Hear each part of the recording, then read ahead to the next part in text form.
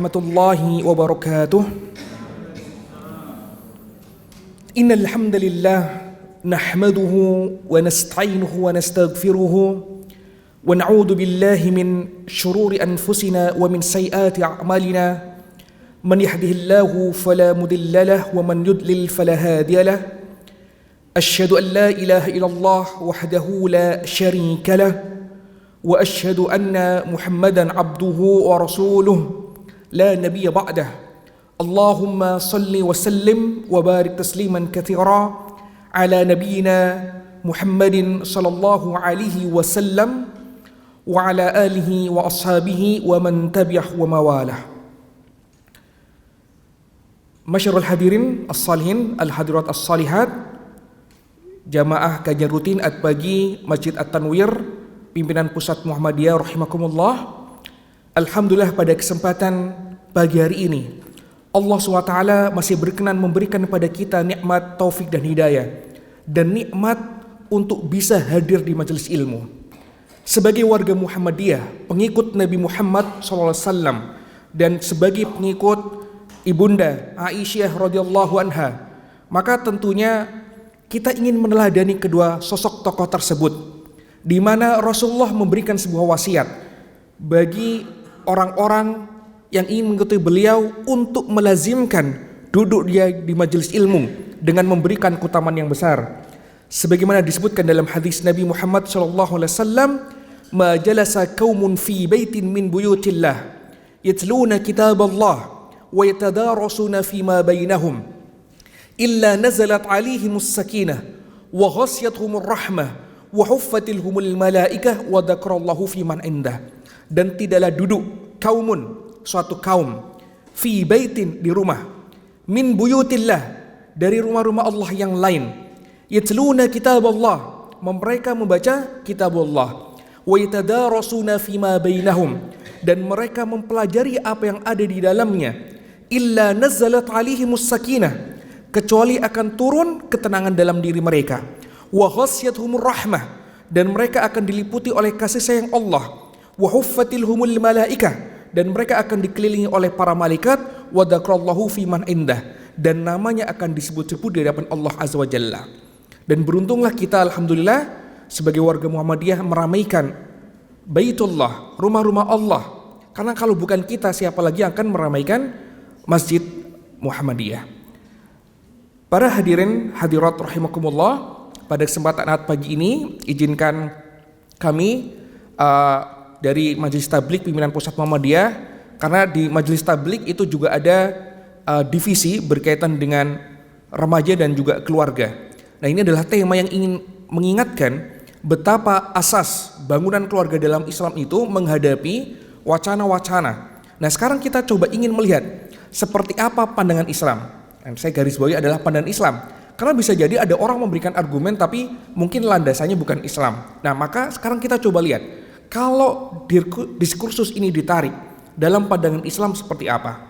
Nah, saya coba berikan judul pematiknya adalah Child Free menguat sebuah bentuk keegoisan, dan seperti apa child free dalam perspektif Islam. Nah, kita tahu peradaban Barat sebagai sebuah peradaban yang dominan, tentu dia banyak sekali gitu ya wacana yang berkembang, bahkan paham bagaimana Barat untuk mengontrol salah satunya adalah bagaimana caranya menyebarkan paham-pahamnya. Nah, tetapi problemnya adalah Barat sebagai kekuasaan yang menghegemoni hampir seluruh penduduk bumi ini, mereka juga punya problem pada masyarakatnya. Nah, problem masyarakat ini kadangkala ikut terbawa ketika mereka ingin menyebarkan pahamnya. Misalnya, berkaitan dengan bias feminisme. Jadi kalau kita tahu sekarang feminis Barat ingin kemudian menyamaratakan bagaimana kedudukan antara pria dan wanita pada kedudukan yang setara, sehingga akhirnya konsep keluarga tradisional dianggap sebuah konsep yang usang. Ya. Jadi menurut kemudian versi keluarga Barat, mereka coba mendefinisikan apa itu keluarga. Kalau kita memahami keluarga tradisional adalah bagaimana bertemunya antara seorang laki-laki dan perempuan yang mereka kemudian punya kesepakatan, punya pandangan yang sama untuk membentuk sebuah keluarga, ingin menghasilkan keturunan, maka kemudian dalam bias feminisme ini ketika membincangkan tentang bagaimana pandangan mereka tentang, dan ini sebenarnya otomatis menurun ya, diawalkan dari bias feminisme kemudian menurun menjadi sebuah fenomena keluarga dan nanti akan lari kepada runtuhnya tentang bangunan keluarga. Mereka menganggap pemikiran keluarga tradisional itu bisa diubah konsepnya dengan cara apa? Yang penting adalah mereka merasakan sebuah happiness, kebahagiaan dengan cara apa? Ya mereka mendefinisikan, misal ada yang mendefinisikan yang penting ada laki-laki perempuan yang mereka kemudian berkumpul. Nah ini misalnya dengan pola seksual konsen. Jadi pemahaman tentang makna seksual, selama hubungan seksual itu dilakukan suka atas sama suka, tidak atas dasar paksaan, bahkan tidak melalui kemudian pernikahan. Jadi ini pernikahan dianggap sebuah hal yang tidak sakral, ya oke. Maka kita lihat biasa saja orang kemudian mereka berkumpul, sudah tidur bareng gitu ya, berhubungan biasa sebagaimana hubungan suami istri. Tapi kalau ditanya statusnya apa? Belum menikah. Yang penting katanya apa? Kita sudah sepakat untuk tinggal bareng, ya main bareng gitu ya. Jadi itulah kemudian bagaimana sexual consent. Nah, maka dan muncul beberapa turunannya lain. Bagaimana misalnya ada juga polanya adalah bahkan kalau kecenderungan seksualnya pun ternyata tidak harus laki-laki dengan perempuan, maka laki-laki dengan laki-laki juga bisa membentuk sebuah keluarga. Perempuan dengan perempuan pun bisa membentuk sebuah keluarga. Jadi fenomena keluarga di barat itu muncul dengan cara yang beragam. LGBT, kemudian tidak mau dengan pernikahan yang disakralkan, yang dilembagakan, dan salah satu munculnya juga adalah berkaitan dengan fenomena pilihan untuk kemudian child free, memilih untuk kemudian tidak mau punya anak. Yang ini tentunya akhirnya menyebabkan runtuhnya bangunan sebuah keluarga. Ada sebuah gambar yang mungkin perlu dikhawatirkan. Jadi sebenarnya terjadi namanya krisis demografis. Kalau kita amati, memang penduduk dunia itu naik, ya. Kalau dibandingkan tahun-tahun yang lalu. Tetapi yang anehnya adalah terjadi justru krisis demografis. Jadi jumlah penduduk itu kemudian terus menurun. Ini yang disebut dengan shrinking population, jadi populasi yang tenggelam. Nah, apa saja misalnya? Ternyata diawali dari tingkat kelahiran yang rendah, ya, low fertility rate. Jadi kemudian tingkat kelahiran itu rendah. Coba kita bayangkan, kita coba menggali kembali berapa banyak anak dari nenek kita. Dulu nenek kita punya anak 10, 8, 7. Giliran ibu kita, berapa anak dari ibu kita? Oh mungkin masih ada yang 5, 4, biasanya 3, paling enggak 2, itu kan? Tapi kemudian tanya lagi, anak sekarang rata-rata berapa? Banyak sekarang beberapa keluarga yang penting punya anak 1, yang penting jangan punya anak, punya 1. Jadi kemudian tingkat kelahiran juga makin rendah. Nah ternyata ini juga sama kaitannya apa? Tingkat kesuburannya juga rendah. Jadi tingkat kelahirannya rendah, karena kalau tingkat kelahiran itu kan mungkin bisa jadi karena ada faktor pembatasan. Tetapi dari beberapa riset juga ternyata menunjukkan tingkat kesuburannya juga rendah. Kalau dulu wanita-wanita dulu, perempuan dulu dikenal sangat subur, ternyata kesuburan perempuan sekarang juga rendah, gitu ya. Artinya dua-duanya bertemu. Kesuburannya turun, tingkat kemudian kelahirannya juga menurun fertilitasnya. Nah, kalau kemudian kita lihat apa sih beda antara child free dengan childless, maka ada sebuah hal yang unik. Jadi Melissa Brown, salah satu financial expert, dia pernah mengatakan ada dua hal yang sangat berbeda antara child free dengan childless.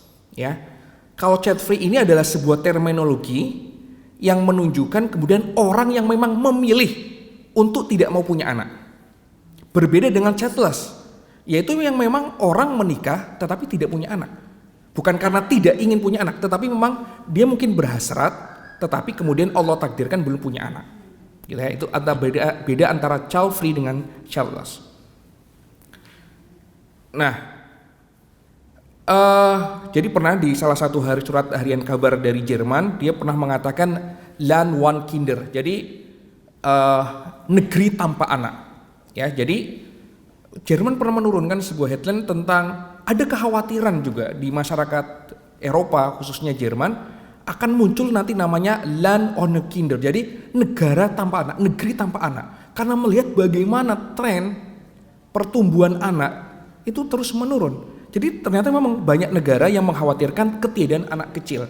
Karena keluarga-keluarga yang ada mulai membatasi anak, bahkan tidak mau punya anak. Nah, ini tadi yang kita perbincangkan, terjadinya penurunan demografi, dan ini di banyak negara. Misalnya ini di Amerika, lihat pada tahun 1950 sampai 1960 tinggi sekali. Ini yang di baby boom years. Jadi kemudian terus turun, agak sedikit meningkat di tahun 90, tetapi mulai dari 90, 2000, 2010 dan 2018 kemudian trennya menurun. Ini di Amerika. Kemudian data di Jepang ternyata juga sama. Ya, trennya kemudian juga menurun. Ini kemudian tren fertilitas di Indonesia juga sama. Jadi di Indonesia juga sama. Nah, majalah Times dia pernah kemudian membahas tentang hal ini berkaitan dengan the child free life. Jadi kehidupan tanpa anak. Ya, jadi pernah dibahas. Jadi fenomena child free yang ramai di Indonesia pada era ini sebenarnya terhitung terlambat ya. Karena Time Magazine pada 12 Agustus 2013 itu sudah mengangkat tentang tulisan gaya hidup tanpa anak. Jadi bagaimana keluarga yang tanpa anak. Nah, Paus Fransiskus pada 12 Februari 2015 juga pernah ikut meramaikan dengan membuat pernyataan yang memancing keramaian wacana tentang child free itu. Jadi Papa Francis dia pernah mengatakan, couple who choose not to have children are making a selfish choice. Jadi Paus sendiri, tadi kegelisahan ini tidak hanya muncul di Islam. Katolik sebagai sebuah lembaga keagamaan yang sangat besar juga kemudian khawatir melihat bagaimana umatnya kok ini terus pada tidak mau punya anak, ini gimana. Maka kemudian Paus sampai mengatakan itu adalah bentuk selfish choice, sebuah pilihan yang egois, ya, hanya mementingkan diri sendiri, ya. Nah, bahkan kata Paus Fransiskus juga sekarang ini banyak couples, banyak pasangan. Nah, inilah banyak couple itu apa yang tidak mau justru memelihara, membesarkan anak, tetapi lebih memilih membesarkan kucing dengan anjing. Ya, dan alhamdulillah fenomena ini bisa kita lihat. Kita lihat coba di Ahad pagi ini kan banyak orang-orang itu kadang-kala yang diasuh itu bukan anaknya itu, lebih ngasuh kucing dengan anjing, gitu ya. Nah, ini menunjukkan tren itu juga terjadi. Dan ini Paus Fransiskus sudah menunjukkan kekhawatiran tentang pelembagaan keluarga di umatnya, umat Katolik. Nah, sekarang bagaimana? Ketika kita melihat berkaitan dengan fenomena child free di Indonesia, ini juga kemudian muncul ya. Jadi kalau kita jika melihat data yang dikeluarkan World Bank, tren angka kelahiran di Indonesia juga terus mengalami penurunan. Bahkan pada 2019 angka kelahiran kasar per 1000 penduduk di Indonesia berada pada angka 17,75. Data ini didukung oleh hasil sensus penduduk yang dikeluarkan oleh BPS, di mana ada penurunan laju pertumbuhan penduduk. Laju pertumbuhan penduduk pada 2010-2020 menunjukkan angka 1,25%, menurun dari periode sebelumnya pada 2010 menunjukkan angka 1,49%. Ya, jadi memang di Indonesia juga tren itu muncul. Apabila melihat data tersebut sudah terjadi penurunan kelahiran di Indonesia, hal ini diperkuat dengan munculnya fenomena child free. Banyak hal yang membuat seseorang memilih child free, ada terkait masalah psikologis, ekonomi, faktor lingkungan. Bahkan beberapa orang memilih child free karena takut melahirkan anak di dunia yang penuh kekerasan. Nah ini gambaran bagaimana porsi sekarang hitungan penduduk dunia. Jadi baby boomers gitu ya, ini masih sekitar 11,56%. Pre-boomer cuma tinggal 1,87% gitu ya. Kemudian Gen X ini paling besar, nomor besar kedua 21,88, milenial ini ada 69,38, kemudian Gen Z ini 74,93 gitu ya, dan post Gen Z ini ada di 10,88. Nah, kan tentunya nanti pre-boomer akan hilang, kemudian muncul baby boomer, dan nanti kita lihat ini yang naik. Tetapi problem ini akan muncul di post Gen Z-nya nanti. Nah, kalau ditanya, nah ini apa sih yang melatar belakangi orang child free? Maka ada alasan karena apa? Kebahagiaan seseorang tidak harus diukur dari memiliki seorang anak. Ini salah satu alasannya menurut mereka. Jadi kebahagiaan itu tidak harus karena punya anak, kata mereka. Kemudian ada juga karena belum ada alasan kuat untuk memiliki seorang anak.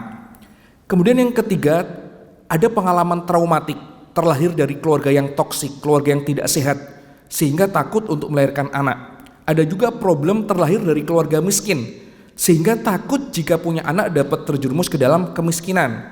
atau mereka adalah pasangan LGBT yang tidak bisa memang punya anak, ya, kemudian ingin fokus pada pengembangan diri sendiri, lebih baik mengadopsi anak daripada melahirkan anak.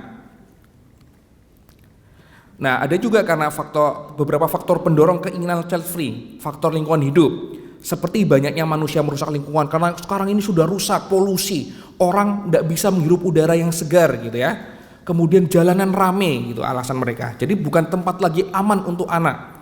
Ada juga faktor ekonomi di mana inflasi makin menggila, gaji tidak makin membesar, PHK besar gitu ya, itu alasan mereka.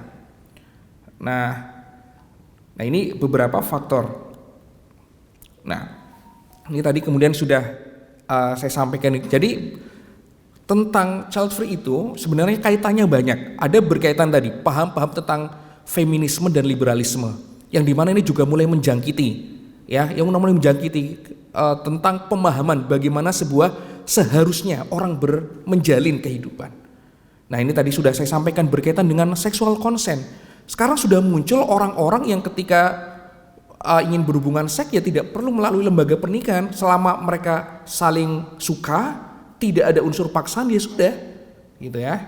Nah kemudian ada kaitannya juga dengan child free. Kalau ternyata nanti punya anak ya gampang saja. Kemudian kata mereka ya bisa dengan kontrasepsi, dengan pil penunda kehamilan. Kalau ternyata masih jebol ya dengan aborsi. Dan nanti bisa di googling juga bagaimana data aborsi juga luar biasa. Yang terlacak saja itu kan yang pernah kasusnya muncul bagaimana sebuah klinik, ya klinik awalnya berkedok kemudian klinik anak gitu ya, klinik dokter anak kandungan, ternyata juga banyak juga sebagai klinik aborsi, banyak gitu ya.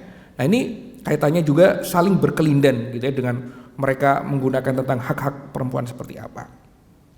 Ya maka ini sama muncul akhirnya menjadi tidak mau nikah. Sekarang banyak tidak mau nikah. Kalau mau nikah tidak mau hamil. Kalau hamil tidak mau punya anak. Ya, kalau tidak ini jadi saling mengelilingi gitu ya, berkelindan. Ya ujung-ujungnya sebenarnya adalah tidak mau punya anak gitu ya. Nah, sekarang coba kita lihat bagaimana pandangan ulama berkaitan dengan masalah nikah ini. Ya, maka kita perlu ingat Allah SWT berfirman dalam surat An-Nisa di mana disebutkan fankihu ma taba lakum minan nisa. Maka nikahilah ma taba lakum, wanita yang ingin kamu nikahi, ya. Dan dalam ayat yang juga disebutkan wa ankihul ayyama minkum, dan nikahilah ya al-ayyama minkum, wanita-wanita di antara kamu. Nah, maka kemudian disebutkan, para ulama menyebutkan wa qala ashabud dhahir an-nikah wajibun wa tamassaku bidil ayah. Ya. Ashabud dhahir ini artinya mazhab dhahiri menunjukkan an-nikah wajibun, nikah itu adalah wajib dan mereka menyandarkan terhadap ayat ini. Nah, dalam hadis Nabi Muhammad SAW juga disebutkan gitu ya, teks-teks yang mendukung bagaimana pandangan Islam tentang perintah untuk menikah. Ini kaitan pertama tentang perintah untuk menikah. Disebutkan dalam hadis Nabi an Abdullah ibni Mas'udin qala lana Rasulullah sallallahu alaihi wasallam ya ma'syarus syabab man istata'a minkumul ba'a falyatazawwaj fa innahu aghaddu lil basar wa ahsanu lil farji wa man lam yastati fa'ali bis saumi fa innahu wijaun.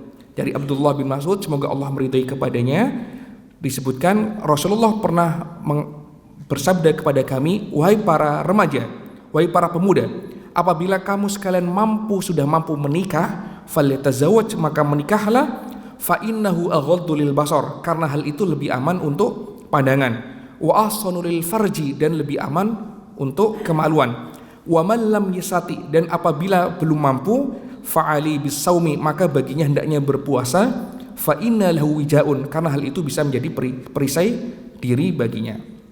Nah, dalam hal yang lain juga diperintahkan tentang perintah untuk melahirkan anak. Disebutkan dalam hadis, tazawwaju al-waduda al-waluda, nikahilah wanita al-waduda yang pengasih penyayang gitu ya, al-waluda lagi subur, fa inni mukathirum bikum al-anbiya'a yaumal qiyamah, karena aku akan membanggakan tentang banyaknya umatku, ya, banyaknya jumlah kamu sekalian al-anbiya kepada para nabi yang lain yaumal qiyamah pada hari kiamat. Nah, maka para ulama juga banyak membahas kitab-kitab bahkan khusus tentang membahas tentang anak. Ada kitab Tuhfatul Wadud bi Ahkamil Maulud, gitu ya. Ada Ithaful Hallani bil Hitari min al-Ahadits lisibyan. Jadi para ulama juga menaruh perhatian penting tentang anak. Ada juga perintah tentang melahirkan anak. Disebutkan la yada ahadukum talabul walad fa innar rajula idza mata wa laysa lahu waladun inqata ismuhu. Jadi kata Nabi, la yada ahadukum talabul walad. Jangan sampai ada di antara kamu sekalian yang tidak berusaha untuk tidak punya anak. Gitu ya. Fa innar rajula, maka apabila seseorang idza mata, apabila dia meninggal, wa laysa lahu waladun, dan dia tidak punya anak, inqata ismuhu. Ya, inqata ismuhu itu kan secara bahasa artinya namanya terputus. Artinya apa? Ya jejak sejarahnya sudah habis karena tidak punya keturunan. Ya sudah, sejarahnya berhenti di situ. Inqata ismuhu. Dalam hadis yang lain juga disebutkan, idza matal insanu inqata anhu amalu illa min thalathatin illa min shadaqatin jariyatin aw ilmin yantafa'u bihi aw waladin shalihin yad'u lahu. Apabila manusia meninggal, maka terputuslah semua amalnya kecuali karena 3 hal, yaitu kecuali karena sedekah jariyah, au ilmin yuntafa'u bihi, atau ilmu yang bermanfaat, atau anak soleh yang senantiasa mendoakannya. Dalam hadis lain juga disebutkan, man 'ala jariyataini hatta tablugha jaa yaumal qiyamati ana wa huwa kahatain wa dhamma asabiyahu. Jadi kata Nabi, barang siapa yang merawat 2 putri, 2 anak perempuan, hatta tablugha, sampai keduanya balik, jaa yaumal qiyamah, maka dia akan datang pada hari kiamat, ana wa huwa kahatain, kata Nabi, aku dan dirinya seperti 2 jari ini. Nah, ini fadilah bagi keluarga yang punya 2 anak perempuan dan memelihara mereka sampai balik. Nah, ini luar biasa, fadilah tentang punya anak perempuan. Kemudian ada juga larangan hadis Nabi berkaitan dengan larangan hidup membujang, ya, selibat, ya, disebutkan dalam hadis, tazawwaju fa inni mukathirum bikumul umam wa la takunu karuhbaniyatin nasara. Menikahlah kalian, sesungguhnya aku akan membanggakan jumlah banyaknya kalian di depan umat-umat yang lain, dan janganlah kalian menjadi ruhbaniyah, pendeta seperti pendetanya Nasrani yang mereka tidak mau menikah. Dan kalau kita cek di dalam kitab-kitab banyak perintah-perintah tentang ini, ya. Ya, disebutkan misalnya nih tadi, tazawwaju wa la takunu ka ruhbanatin nasara. Tadi sudah disebutkan, syirarukum azabukum. Di antara sejelek-jelek di antara kamu sekalian adalah yang membujang. La sururata fil Islam, tidak ada selibat di dalam Islam, gitu ya. La ikhsa'a fil Islam, tidak ada ikhsa, itu artinya apa? Sengaja memotong kemaluan agar kemudian tidak bisa punya anak, gitu ya. Laisa minna man khusa wahtasa, ya. Bukanlah termasuk golongan kami siapa yang kemudian dipotong sehingga dia tidak bisa punya anak. Nah, ini, gitu ya. Jadi banyak sekali hadis-hadis yang menunjukkan tentang pentingnya punya anak. Nah, ini berkaitan dengan teks-teks tentang bagaimana pandangan Islam terkait punya anak. Nah, kita coba ingin membayangkan, mungkin orang akan berargumentasi, tapi bukankah problem punya anak itu adalah sebuah masalah di mana populasi dunia yang membludak, tingkat pengangguran yang banyak? Betul. Tetapi kita tidak boleh dengan menggunakan shortcut, jalan pintas yang itu tidak sesuai dengan pandangan Islam. Kalau kita hitung-hitungan pelestarian bumi, jadinya nanti kita tidak lebih seperti Thanos.